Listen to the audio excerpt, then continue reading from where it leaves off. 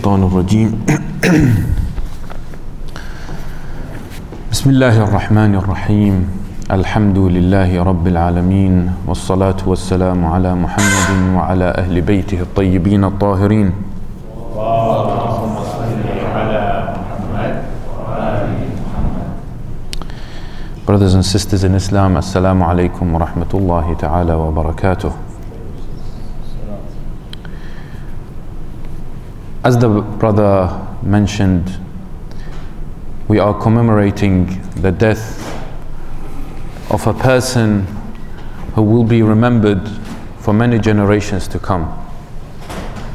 He's a person who sacrificed the most important thing for any humankind, which is himself, for the sake of Allah subhanahu wa ta'ala.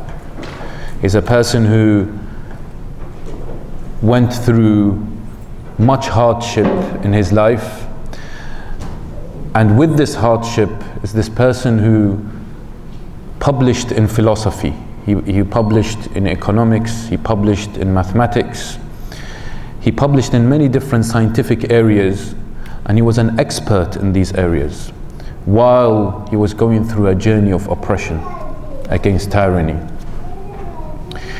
Muhammad Baqir al-Sadr is definitely a unique figure, and we all shouldn't leave this world without actually contemplating about his life, about what he has actually done, about what he has produced, about his personality as a person, about what ideas that he's come about if you have problems with proving the existence of Allah subhanahu wa ta'ala, for example, then go back to Muhammad Baqir al-Sadr.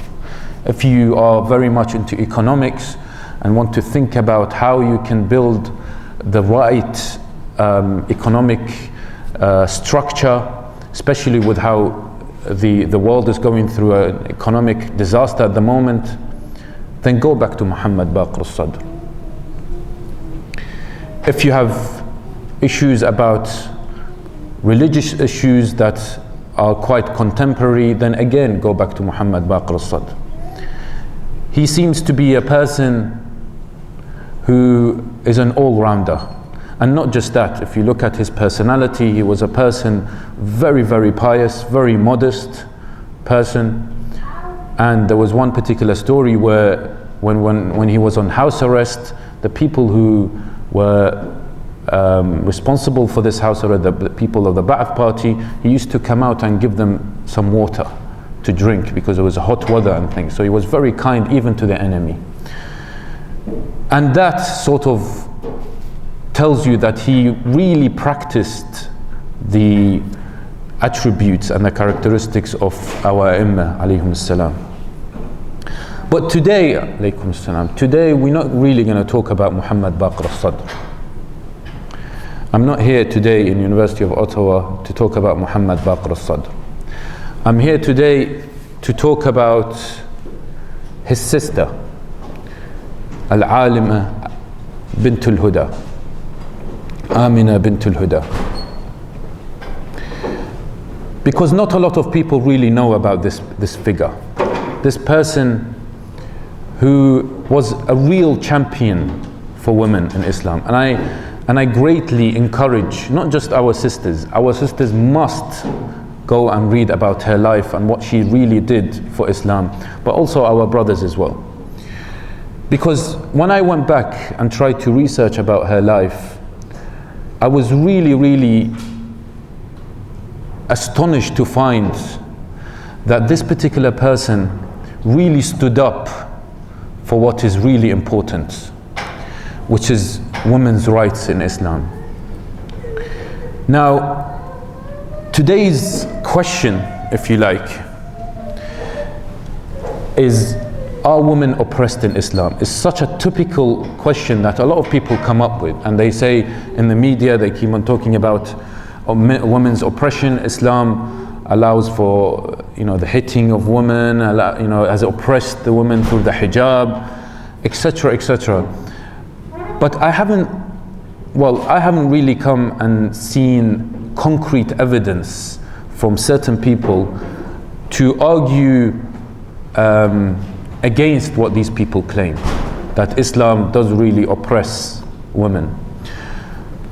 But before we actually delve more into this particular question, we would like to talk first about Bintul Huda and how she tried to approach these issues. Bintul Huda, just to give a very quick introduction to Amina Bintul Huda, she was born in Kadhmiya, Iraqi city of Kadhmiya, in 1937. And she was the sister of course, of Muhammad Baqir al-Sadr, this family of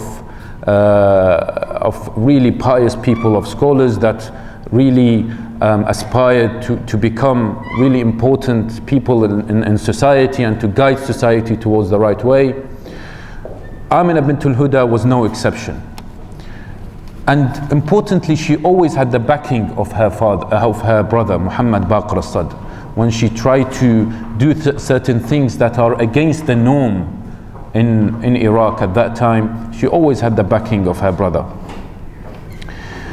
What Amina Bintul Huda wanted to do was try to explain to women mostly, and also to men, that what was going on in Iraq at that time, which was an example of how the Arab culture and the Eastern culture used to affect marriages and traditions, etc., was that this is not the right way.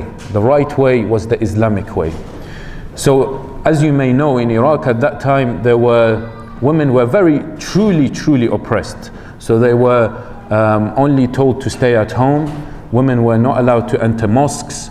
Women were not were restricted to getting out. So basically, it was just like a prison. A woman, men believed that a woman was created so that she stays at home, deals with the kids, cooks food, all these typical things that a lot of people talk about. Not allowed to go to mosque. I don't know why. Maybe she's sort of impure to come to the mosque. And really not come out in society, and don't do anything in society except your job is to stay at home and do nothing. And that was the mentality of a lot of men. So that was the norm at that particular time. But Amina Bintul Huda, when she was also a young girl, she started to think about all these things and thought, surely that's not right. My belief, my religion does not allow such a thing to happen. Surely not. So she went on to educate herself with her support from her brother Muhammad Baqir al-Sadr. She went on a journey to try to find out, what does really Islam tell you about women? Is it really true that Islam says that that women should stay at home, men can actually hit women, women are oppressed, this hijab is compulsory on women, that it doesn't sort of give them the freedom that they want, etc., etc. So she really went into a journey, and it was very important. I stress the importance of her brother's support, because sometimes she went through times where she was very much left alone. This movement of anti-women movement in Iraq was very strong, and sometimes they tried to wipe her off. But Muhammad Baqir al-Sadr, being a very strong character, stood very much against them and supported his sister. So what she did was, at the start of her journey, after believing that Islam really truly respects women, and it's not what these people actually practice, she said, I have to do something about it, right? And let's just pause at this moment. Bintul Huda found out there's a problem in society, right? Where men are oppressing women. It's not Islam is oppressing women, it's more like men are oppressing women, right? It's the understanding of men at that time, even at this time. I've been to Iraq several times, and I'm not just talking about Iraq, I'm pretty sure it's in other places as well, that even at this time, men still have such a mentality. So she thought that after investigating and finding the true identity of a woman, of a sister, she formed a women's group called Al-Rabita. Now that's very interesting, because in 1959 she had 42,000 members, and a majority of them, I think, were women. If you look at 1959, and I actually, when I read that, I thought, 1959, I don't think they had computers, right? I don't think they had anything like, they can connect. Probably phones were quite new at that time, and probably only rich people had the phones or something, all right? So how did she get all these 42,000 people to be members? 42,000 people. And I ask this question, if someone wants to organize a women's activity, or a men activity, or whatever, an activity, even through Facebook and Twitter and whatever, can you get 42,000 members? It's very difficult, even at this time.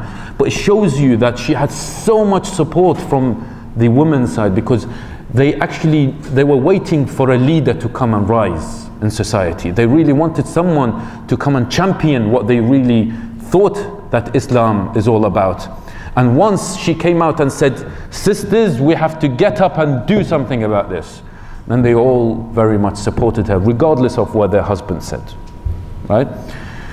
So she gathered around 42,000 members in an organization called Al-Rabita. But then again, what she thought of doing is she thought of publishing journals so that she can make people understand about the true meaning of women's rights in Islam. So there was a journal called the Da'wah al-Islamiyya, where she published many papers there. And I just have 3 points that just taken from these journals that she stressed out. The first point is she encouraged Muslim women to open their hearts and minds to Islamic principles. And she assured them that Islam is the answer to counteract both the loss of morals resulting from Western ideas and the backwardness, the tahajjur of Eastern ideas. That's very important. If we just try to concentrate on this. She thought that you don't really need to take fully with the Western ideas, nor you need to fully take the Eastern ideas.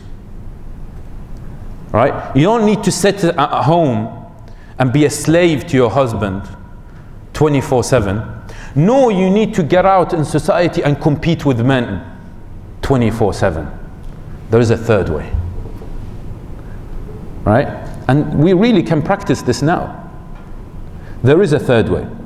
Number 2, she reminded her readers that the Prophet's daughter Fatima alayhi salam, she chose her own husband, because at that time, and even now unfortunately, we have in the East that a lot of women are sort of forced to get married to a particular person and things like that, because they say, especially in the Shia faith, they say, no, the father says, no, I need you to get married to a Sayyid, right? Because he's the descendant from the Prophet sallallahu alaihi wasallam, and she said no, because what's the benefits of me marrying a Sayyid? Because if she's a Alwiya and things like that. I actually gave a talk in a university in London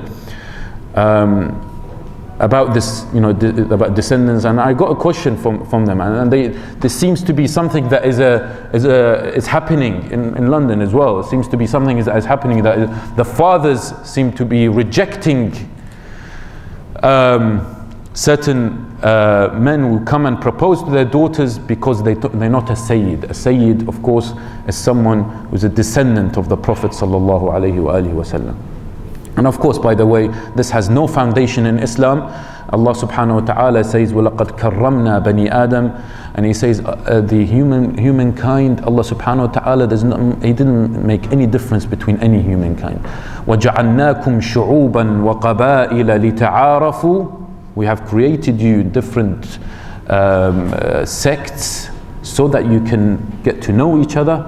إِنَّ أَكْرَمَكُمْ عِنْدَ اللَّهِ, He didn't say the best amongst you is a Sayyid, or the best amongst you is a Shi'i, or the best amongst you is a Sunni, or the best amongst you is a black or white. Atqakum, He said. The best amongst you is the one who is pious. Allah doesn't care. And He did not say the best amongst you are men. And He did not say the best amongst you are women. He said the best amongst you are the pious, even if it's a woman or a man. So, number 3, so she said Fatima chose her own husband. That's number 2. and later stood up for her rights. Fatima stood up for her rights, even though it meant confronting the male power structure. And that's very, very important, especially for the sisters. You must confront the male power structure, because the male power structure seems to be quite dominant in certain aspects. If you do not stand up for your rights, Islam has given you all the rights, and inshallah we will just mention just a few, not to take a lot of your time. I know it's a bit late, but you must stand up for your rights. And not standing up for your rights, you la samah Allah, you make some sort of trouble in family and says, no, I've got right, but in the right way, like how Bintul Huda did. Number 3, she also pointed something very interesting, which a lot of maybe sisters will say, no, that's not important, but I really liked it, because it really gives you sort of an angle, a different angle to who really women are. She pointed out that mothers are the natural first school for children. She called those who insist women should not be involved in public affairs extremists, right? And asked why they impose restrictions and boundaries not written in the Quran. Why is it that when we confront our sisters, we tell them that you being a mother is better in certain circumstances than if you get out and work and compete with men? If you be a mother, this is a privilege for you. Allah subhanahu wa ta'ala has given you something that you are very much, you should be honored with. Being a mother and raising up children is very much a full-time job. And Allah subhanahu wa ta'ala will reward you more than getting out. But however, this is very much an Eastern idea. I don't want to confuse you here. I've just supported this statement of sisters being mothers, but also I still think this is a fully Eastern idea. We will, inshallah, give an alternative. Just also a few other points about Bintul Huda. She also conducted, it's called Tuesday Conversations, where what she did was a theological roundtable with a group of university women. Fantastic stuff. I say to my wife, who's a doctor in London, right? When she goes out in hospital and she treats patients, she sometimes gets ugly looks, right? From people saying, who are you to treat me, right? But I still think that with not an oppression, she's not going through an oppression of any kind, but still in these circumstances where sometimes she gets these bad looks, and her becoming very patient and smiling to this particular patient, that she will get much, much more thawab than if she was to stay at home and do nothing about it. Because once she gets out in society, she's an ambassador to Islam. Sisters in universities, in colleges, at work, you are an ambassador to Islam. If you sit down and do circles between yourself to try to educate yourself, especially about women's rights, and coming out and answering questions about why you wear this hijab, and if a sister doesn't wear any hijab, then perhaps she can educate herself into why she's not really wearing her hijab, right? Then you'll stand in a very, very powerful position when someone comes and asks you, what is this scarf that you have on your head, right? You stand a very strong position into answering what's going on. So she had this Tuesday conversation. She never stood still. She never waited for someone else to come and motivate her of any kind. She always thought that I'm going to stand for women's rights. And that was her main goal. She didn't really do many other things. She focused on one particular thing. That's why, Allah subhanahu wa ta'ala says, لا يكلف الله نفسا إلا وسعها. It's not that Bintul Huda couldn't do it. Bintul Huda was a teacher as well, and she used to write fictional books and things. But she focused on one main thing, which is to champion women's rights, especially at that time in Iraq, right? And we must not forget that, brothers and sisters, right? It's not, this lecture is not for sisters actually, it's for mainly brothers, but also sisters as well. Because I find the problem mainly is that men do not understand the rights of women in Islam, so therefore oppression. But also women don't understand their own rights, so therefore they accept the oppression.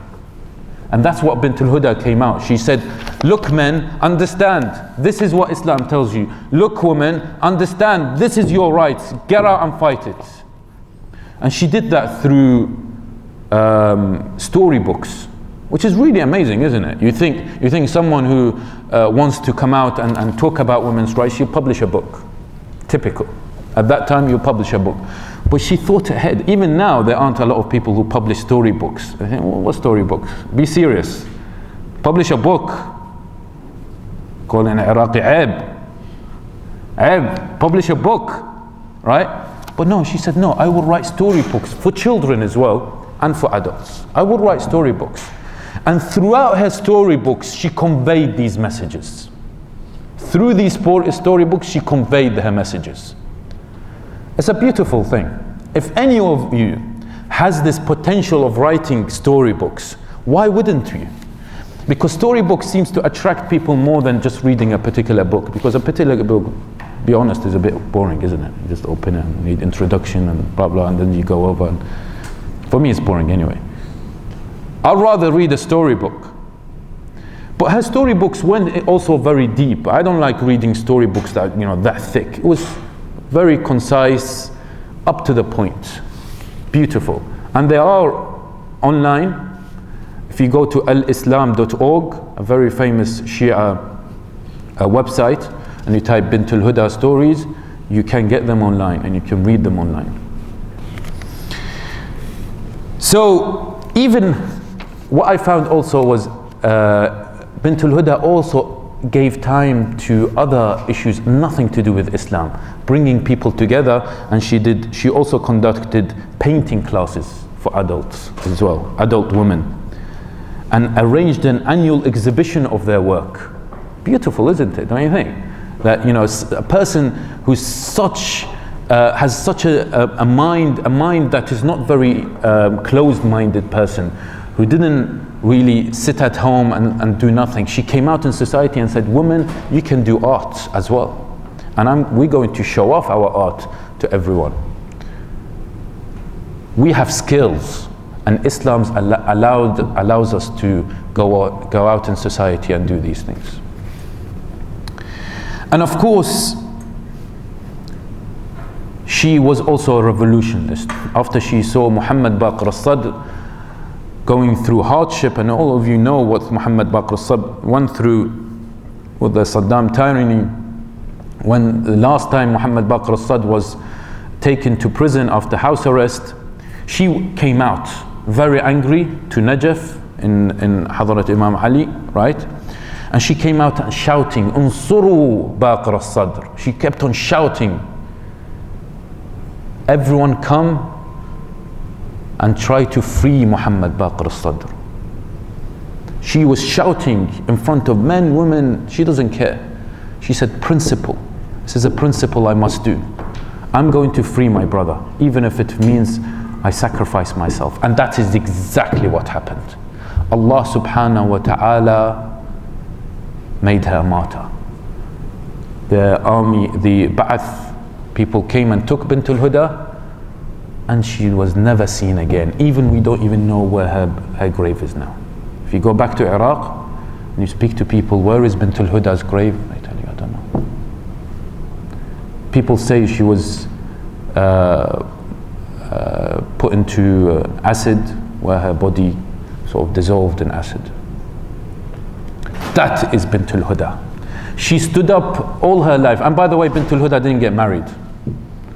I don't know why. Probably she didn't even have time for marriage, right? But that doesn't mean you discourage people to get married. But she didn't probably have time to get married, because she was a woman who spent most of her time, if not all of her time, trying to champion women's rights in Islam.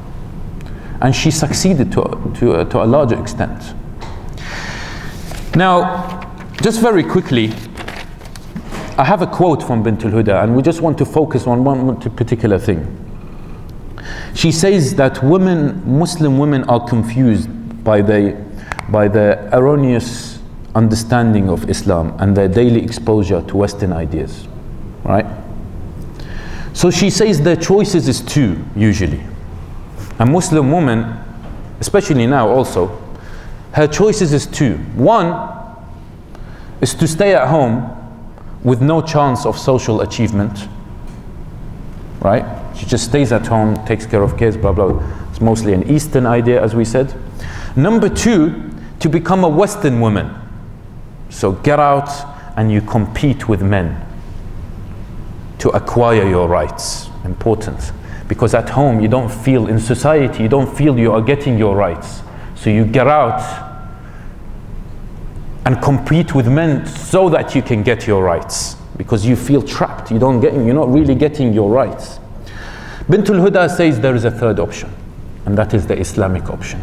Islamic option tells you that yes, as a woman you have full rights, regardless of what men interpret things. You have a lot of rights, but it's just all about trying to take a bit of that and a bit of that and exercising your rights in Islam. So she says that to enable women to exercise their rights, there's two things that is required, and it's extremely basic. Number one is women need to be educated, as we mentioned, in Islamic rights. I ask you, sisters, if I was to come and ask any of the sisters, do you actually know your rights in Islam? Would you say yes or no? If you say yes, then that's excellent, because you can come out in society and defend your rights. If you say no, then you must go and find out what is your rights in Islam. But what's important is you do not go out and take the wrong sources, because there are different sources that talk about women's rights in Islam and says certain things that of course are unfounded in Islam at all. You must go back to the right sources and eventually go back to the Quran to find out what has the Quran said about Islam. That's number one. Number two, men understand about women's rights in Islam, because the problem comes also from men. If women were respected in society by men, then we don't have any problems at all, right? In the eyes of Allah subhanahu wa ta'ala, men and women are equal. Definitely equal. In the eyes of Allah subhanahu wa ta'ala, Allah does not distinguish between man nor woman. But Allah subhanahu wa ta'ala has given certain responsibilities for the man and has given certain responsibilities for the woman. And so therefore Allah subhanahu wa ta'ala expects that the man achieves or fulfills his responsibility and the woman fulfills her responsibility. Each gender has their own responsibility. Men don't try to do women's responsibility. No woman should do men's responsibility. I didn't know that it will be that. It's very easy for me to point like this. That's excellent stuff, right? So we shouldn't try to do each other's responsibility. Each gender has their own responsibility, and Allah subhanahu wa ta'ala expects us to fulfill our responsibility. Now, I will just take a few more minutes of your time, just mentioning four points about how Islam respects the rights of a woman. And this is a bit of, perhaps, you can use this as, if someone, a Western person comes in, or someone who's non-Muslim and comes in and says, Islam has oppressed women and things like that. First of all, I'd just like to say this, by the way. Perhaps some people do believe that Islam is oppressed women, right? Even if they go through evidence and things like that. So therefore, it is very important on you to try to convince yourself first, has Islam oppressed women or not? I don't believe it has. And then from the evidence I will tell you, I don't believe it has. But certain people, I'm pretty sure, are very much convinced that Islam has oppressed women. and will continuously oppress women. So it is your duty, like Bintul Huda's duty, to get out in society and try to change that, if you believe that Islam has not oppressed women. Number one, Allah subhanahu wa ta'ala has created us all from a single being. Ya ayyuhan nas, from the first ayah of Surah An-Nisa, right? Surah An-Nisa, the first ayah. يا أيها الناس اتقوا ربكم الذي خلقكم من نفس. What? Everyone's asleep? 10 o'clock is the time of. من نفس واحدة وخلق منها زوجها. Allah created you from a single being. And who's that single being? Definitely you're asleep. Adam alayhi salam. Allah subhanahu wa ta'ala has created us from Adam and created its mate of the same kind, and spread from these two many men and women. خلقكم من نفس واحدة وخلق منها زوجها, men and women. وبث منهما رجالا كثيرا ونساء. Right? واتقوا الله الذي تساءلون به والأرحام. So the fundamental point here, brothers and sisters, is Allah subhanahu wa ta'ala has created us from a single being. Surely Allah subhanahu wa ta'ala is just when He comes and judges men and women. Surely, because He's created us from a single being. Otherwise He was created the man from a man and a woman from a woman. Right? But He's created us from a single being. That's number one. Number two,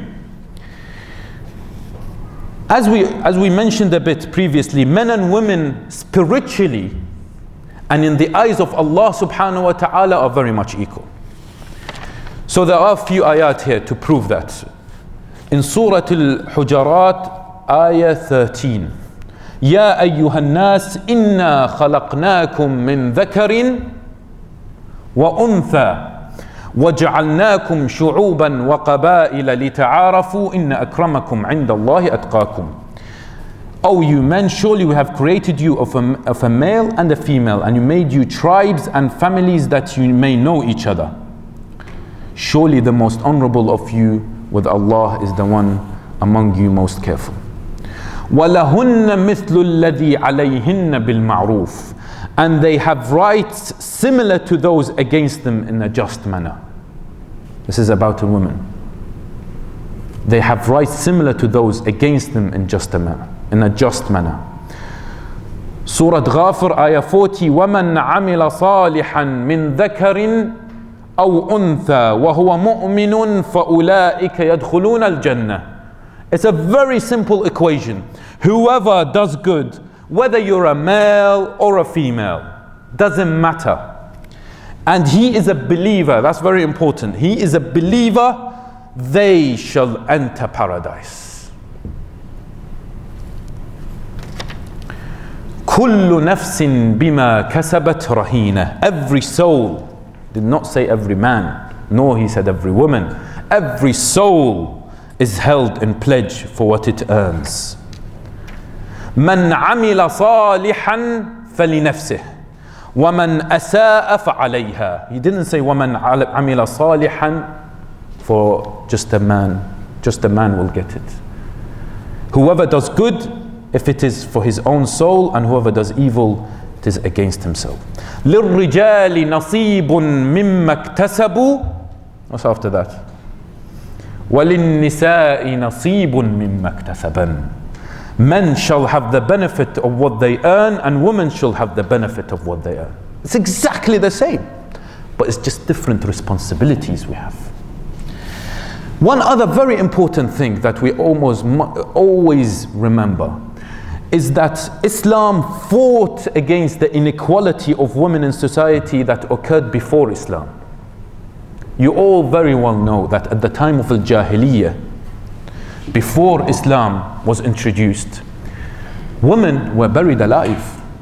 There was actually a story, I can't verify that story 100%, but I heard the story, that a woman gave birth to a girl at that time before Islam, and the woman, the mother, hid the girl from the father because she knew if she tells him it's a woman, he'll go and bury her alive. So she hid her until that girl became around 13, 14-year-old. Then suddenly the father found out, and he found out this is his daughter. And so what happened then is he took her forcefully, and he had to bury her, and she was actually begging him not to bury her. But he took her and he buried her alive. Because that is what they found out. And this is what this ayah tells us. It's a very beautiful ayah. I was telling my dear brother Aban Hakim about this ayah, and I really, really but I really find reading surah, you can see that I always try to give verses from the Quran. There are a lot of hadith, and I truly believe in that hadith. But if you have the Quran fulfilling something, then you should mostly focus on the Quran. The Quran says in Surah An-Nahl, ayah 58 to 59, وَإِذَا بُشِّرَ أَحَدُهُمْ بِالْأُنْثَى ظَلَّ وَجْهُهُ مُسْوَدًّا وَهُوَ كَظِيمٌ. And when a daughter is announced to one of them, his face becomes black and he's full of shame. When he tells you, oh, you've got a daughter, it becomes shameful.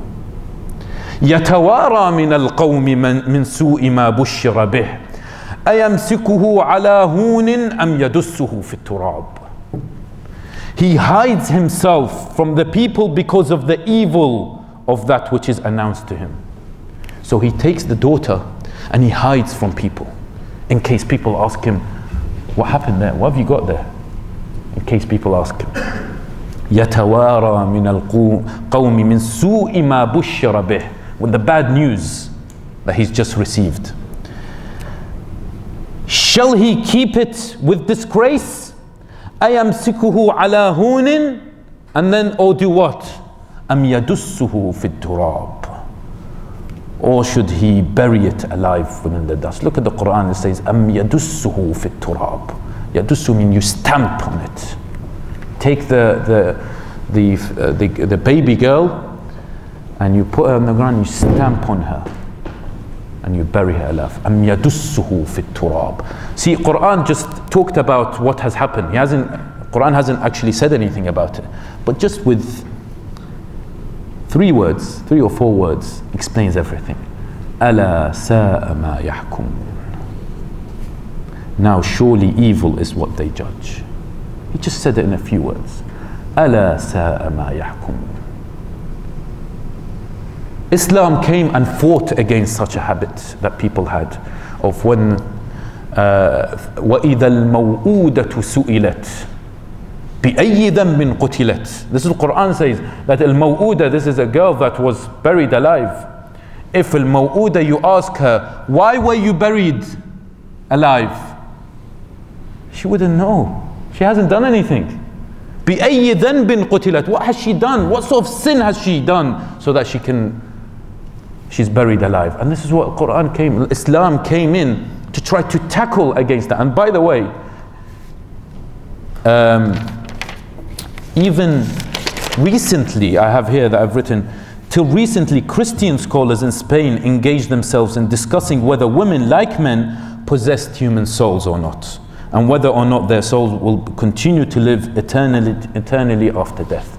So this discussion about women and things like that wasn't just in before Islam, it was also in Christianity and they say recently, I don't know when recently was. So the respect of women, Islam came in and gave full respect to women, and he said women and men are equal. The final point, and I promise that's the final point I will mention, is just a few ayat, verses from the Quran. You see how Quran has protected the woman. Surah An-Nisa, ayah 24, فَأْتُوهُنَّ أُجُورَهُنَّ فَرِيضَةً. Give them their dowries as appointed. Now, I can talk a lot about the benefits of how Islam has given so much right to women.